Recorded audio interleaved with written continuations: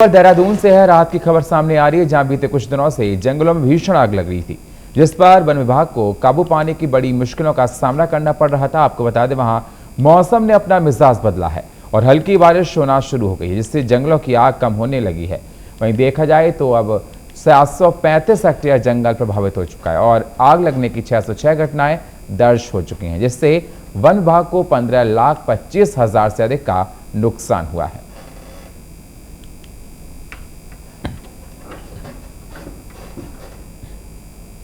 दिनेशपुर में कलश यात्रा के साथ श्रीमद् भागवत कथा का ज्ञान यज्ञ जारी है। इस दौरान 7 दिवसीय श्रीमद् भागवत कथा के 5वें दिन कथावाचक श्याम भाई महाराज ने भागवत कथा के महत्व के बारे में जानकारी दी है।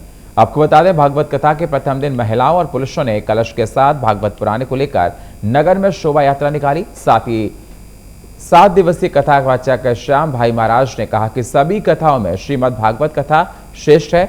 जिस स्थान पर भागवत कथा का आयोजन होता है वह तीर्थ स्थल कहलाता है। साथ ही महाराज ने कहा कि श्रीमद् भागवत सुनने और आयोजन करने का सौभाग्य प्रभु प्रेमियों को मिलता है।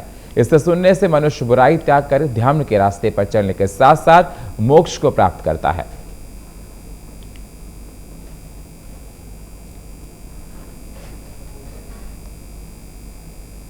अगली खबर चमोली से है, जहां गड़ा तेल कलश यात्रा निकाली गई, जो बीती देर शाम कर्णप्रयाग पहुंची है, जहां लोगों ने यात्रा का भव्य स्वागत किया और भगवान बद्री विशाल का आशीर्वाद लिया। आपको बता दें, भगवान श्री बद्री विशाल के नित्य अभिषेक के तिल का तेल प्रयोग किया जाता है, जो कि भक्तों द्वारा इस दौरान यात्रा के दौरान जाया जाता है। वहीं 7 मई तक गाड़ गूड़ा को डिम्मर गांव के लक्ष्मी नारायण मंदिर में रखा जाएगा और 8 मई को यात्रा बद्रीनाथ धाम के लिए प्रस्थान करेगी।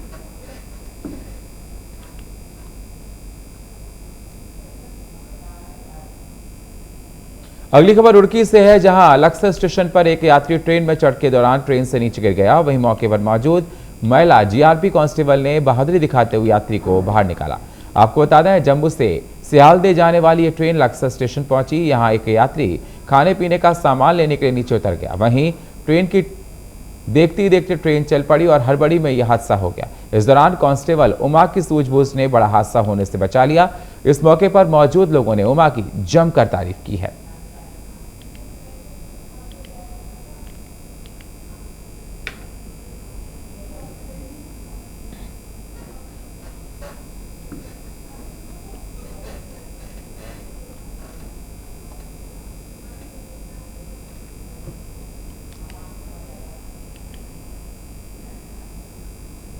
उत्तराखंड के सीएम पुष्कर सिंह धामी आज चंपावत के बनवसा दौरे पर रहे। बनवसा में पूर्णागिरी मेले की समीक्षा बैठक में जाने से पहले सीएम धामी का भव्य स्वागत किया गया। इस दौरान पुष्कर सिंह धामी ने आम लोगों से मुलाकात की। इस दौरान एक बड़ी औरत ने सीएम से कहा कि जजभुल उस कराया है चला। बुजुर्ग महिला के कहने का मतलब था, उत्तराखंड का जिसमें भला हो वह काम करते चलो। सीएम पुष्कर सिंह धामी का चंपावत दौरा, चंपावत में सीएम का हुआ जोरदार स्वागत।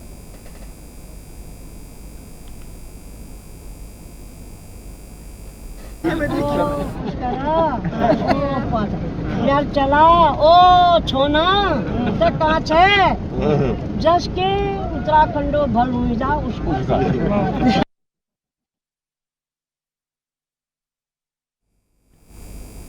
नैनीताल के रमणीयान सिंह गांधी आश्रम कटघरिया में प्रथम गौ कथा का आयोजन किया गया, जहां उन्नति स्वयं सहायता समिति, गौभक्त और गौ संरक्षण ने प्रथम गौ कथा का आयोजन किया। इस दौरान कथावाचक व्यास पंडित गोपाल दत्त सत्यवाली ने बताया कि गाय की दुर्दशा अत्याचार होने के कारण से गौ कथा आयोजन किया जा रहा है। सभी गौ भक्तों के साथ मिलकर हर क्षेत्र में गाय की रक्षा करना चाहिए। साथ ही उन्होंने कहा, गौ कथा के माध्यम से गाय महत्वता समेत गौमूत्र, गोबर, गाय के दूध से बनने वाली चीजों के बारे में जानकारी दी। इसके अलावा व्यास पंडित गोपाल दत्त सत्यवाली ने कहा कि गाय के माध्यम से मनुष्य को भयंकर बीमारियों से मुक्ति मिल सकती है।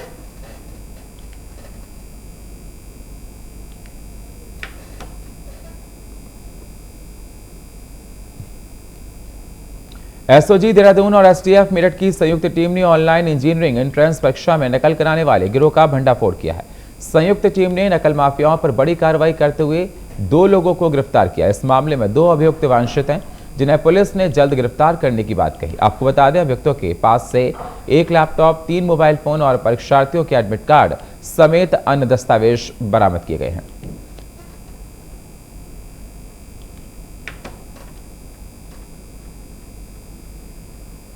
तो आपको बता दें, बड़ी सफलता मिली है देहरादून की पुलिस को। पूर्व में भी देहरादून पुलिस द्वारा कार्रवाई की गई थी 2 सेंटर्स पर, और अभी जो सूचना प्राप्त हुई थी इसमें मेरठ में हमारे एसटीएफ की टीम द्वारा जो वहाँ से एक सूचना मिली थी कि कुछ वेलोर इंस्टीट्यूट ऑफ टेक्नोलॉजी है जिनकी 5 दिवसीय ऑनलाइन परीक्षाएं विभिन्न सेंटर्स पर आयोजित हो रही देश भर में, और प्रतिष्ठित काफ़ी कॉलेज है उसकी परीक्षाओं पे पैसे लेकर इसमें नकल करने का उन्होंने इनपुट दिया था। इस इनपुट के आधार पर उनकी टीम के साथ मिलकर हमारी जो टीम है यहाँ पर एसओजी की, उनके द्वारा जो है पूरा वर्क किया गया, और ये सहजरा रोड पर एडू कंसल्टेंसी नाम के इंस्टीट्यूट है, टेक्निकल इंस्टीट्यूट है, जहाँ पर परीक्षा के दौरान 4 छात्रों को नकल कराने की पुष्टि हुई थी, जो ऑनलाइन सर्वर के माध्यम से उनको कराई गई थी। क्योंकि परीक्षा समाप्त हो चुकी थी, लेकिन जो हमारे पास सस्पेक्ट आए थे, कल उन सस्पेक्ट को जब उनके रेड दी गई जो कंसल्टेंसी जो इंस्टीट्यूट है वहाँ पर, तो 2 लोग इसमें अरेस्ट हुए जो मतलब बिहार के रहने वाले हैं, अभी वर्तमान में सहजरा रोड पर रह रहे हैं, और उसमें इनका एक मास्टरमाइंड है जो फरार है। उनके पास से लैपटॉप, कंप्यूटर आदि जो भी मिले और फ़ोन मिले,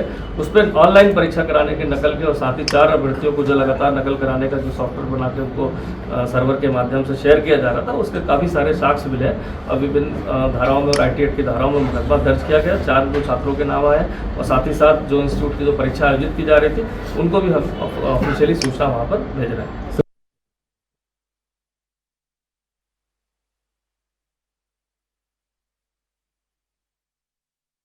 माफियाओं से 2 को गिरफ्तार किया है, पुलिस को बड़ी सफलता हाथ लगी है। पौड़ी में चारधाम यात्रा को लेकर पुलिस कोई भी कोर कसर नहीं छोड़ना चाहती, इसलिए चारधाम यात्रा मार्ग पर पुलिस इस बार उन सभी वाहनों पर अपनी पैनी नजर रखेगी जो वाहन चालक अपने वाहनों में मॉडिफाई साइलेंसर लगाकर ध्वनि प्रदूषण फैलाते हैं और जनता को परेशान करते हैं। मामले को लेकर एसएसपी पौड़ी ने बताया कि चारधाम यात्रा रूट श्रीनगर, पौड़ी, कोटद्वार समेत लक्ष्मण झूला और आसपास के क्षेत्रों में पुलिस टीम की चारधाम यात्रा ड्यूटी पर तैनात रहेगी। इस दौरान सड़कों पर फराटे बढ़ने वाले वाहन चालकों पर पुलिस टीम ठोस कार्रवाई करेगी ताकि शांति व्यवस्था चारधाम यात्रा रूट पर बनी रहे। चारधाम यात्रा को लेकर पुलिस की तैयारी, यात्रा मार्ग पर वाहन पर रखी जाएगी पैनी नजर, ध्वनि प्रदूषण फैलाना पड़ेगा, यात्रियों को तमाम तरह की परेशानियों का सामना करना पड़ेगा।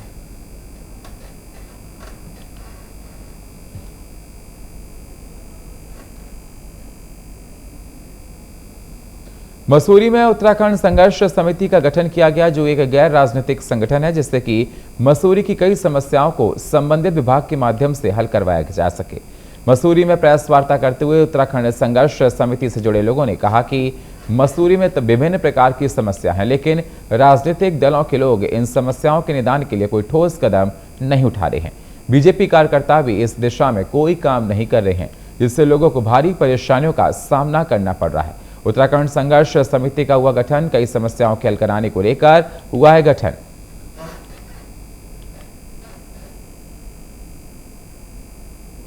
एक ऐसा आज हम यहाँ इस आशय से बैठे हैं कि मसूरी की बहुत सारी जन समस्याएं हैं और यहाँ पर तरह तरह के राजनीतिक संगठन हैं, और इस वजह से हम लोग विरोध नहीं कर पा रहे हैं और राजनीतिक संगठन, क्योंकि जो पार्टी सत्ता में होती है वो अपनी सरकार का विरोध इसलिए निकल दुनिया भर की समस्या है, चाहे हॉस्पिटल का हो, चाहे सड़कों का हो, चाहे रोजगारी का मुद्दा हो, या कोई एमडीडी से रिलेटेड कोई मुद्दा हो, या शासन प्रशासन कुछ भी हो।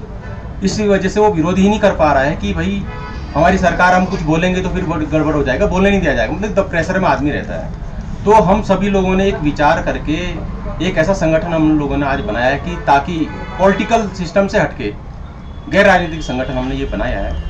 और आज ये जो उत्तराखंड संघर्ष समिति जो हमारी बनी है, और मसूरी की एक मसूरी संघर्ष समिति में हमने आज एक अध्यक्ष हमारे राजेंद्र सिंह जी बने हैं, तनिक भाई बने हैं, जो पूरा संगठन है एक यहाँ का नियुक्त किया गया, और वो इस आशय से कार्य करेगा कि बिना किसी प्रेशर के हम लोग क्या है कि सभी अलग अलग पार्टियों से, लेकिन ये जो संगठन हमने बनाया मसूरी संघर्ष समिति या उत्तराखंड संघर्ष समिति, ये जो भी अनियमितताएं यहाँ मसूरी शहर में होगी, चाहे एमडीडी का कोई मुद्दा हो, चाहे किसी प्रकार का, या सरकारी हो गैर सरकारी हो, बिल्कुल जमकर विरोध करेंगे और उस काम को करने में बिल्कुल अग्रणी रहेंगे।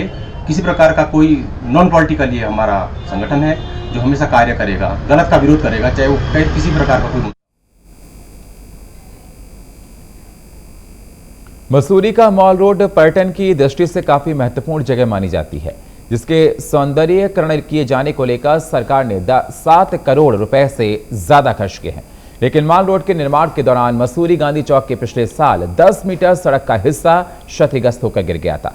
जिसकी चपेट में एक डंपर आ गया था। हादसे में डंपर चालक की मौके पर मौत हो गई थी, जिसके बाद सड़क के पुनर्निर्माण की बात कही गई थी, लेकिन सड़क बनाने को लेकर विभाग को 1 साल से ज्यादा का समय लग गया है, जिससे स्थानीय लोगों में भारी आक्रोश देखने को मिला। लोगों का आरोप है कि प्रदेश की पुष्कर सिंह धामी सरकार विकास के नाम पर बड़े बड़े वादे कर रही है, लेकिन असलियत में काम नहीं हो पा रहा है। लोगों ने स्थानीय प्रशासन और सरकार की मांग की है कि जल्द मॉल रोड के क्षतिग्रस्त हिस्से का निर्माण कराया जाए। मामले पर मसूरी कांग्रेस के अध्यक्ष अमित गुप्ता ने कहा कि बीजेपी की कथनी और करनी में बहुत अंतर है। तो मॉल रोड पर्यटन को लोगों को गुस्सा है और 1 साल से रुका हुआ है सड़क निर्माण का कार्य। बिल्कुल, इस बारे में भी बैठक बुलाई जाएगी। शीघ्र ही इसमें बैठक बुलाई जाएगी। सभी विभागों को सम्मिलित किया जाएगा और सबसे इनपुट लिए जाएंगे ताकि किसी को भी यहाँ पे दिक्कत ना हो। आज ही जैसे हमें मॉल रोड पे भी जो हमारा काम चल रहा है, जहाँ पीडब्ल्यूडी की जो रोड डैमेज्ड है, जहाँ पे एक ट्रक पहले गिरा था, तो उस पे वो लगातार काम कर रहे हैं। बट चूंकि वहाँ पे पानी की लाइन जा रही है, तो उसका जॉइंट इंस्पेक्शन उनको ऑर्डर किया गया है कि दोनों विभाग जॉइंट इंस्पेक्शन करके अपनी पानी की लाइन को टेम्परेली शिफ्ट करके काम को पूरा करें जल्दी से जल्दी। इसके लिए भी दिशा निर्देश